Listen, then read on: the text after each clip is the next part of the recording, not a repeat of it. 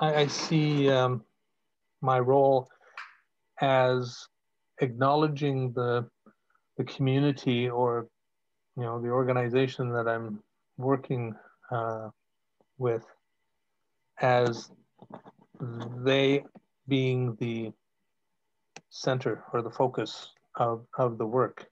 And I see my role as assisting their vision, because especially in First Nations communities, they've been disenfranchised for so long. Prior to 1975, the federal government did everything on reserve, built everything, designed everything, and there was no empowerment. It was just, here's a house, here's a school, here's a clinic, use it. But it was not their designs. It had no bearing on their culture. And you can look at the history of those kind of buildings, and they didn't have a good life. They weren't treated well. They weren't respected in a lot of cases. And, I just see it. They become disposable.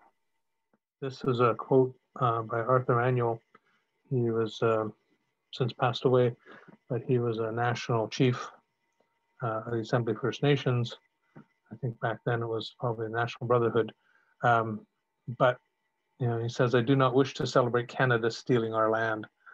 That is what Canadians celebrate on July 1st, the theft of 99.8% of our land, leaving us on reserves that make up only 0.2% of the territories given to us by the Creator."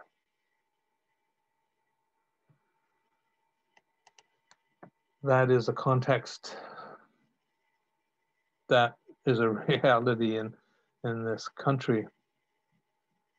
And, as a practicing architect working for multiple Indigenous communities and organizations, this is something that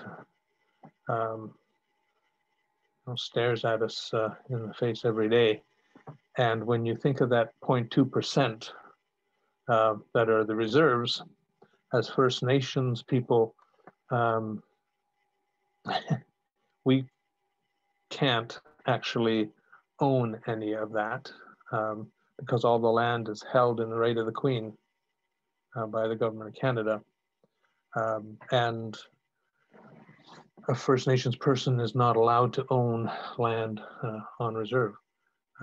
They have different paper instruments that allows use of land, but the land itself is always held in right of the Queen, which is definitely creates a difference between, an us and them kind of scenario, very binary scenario.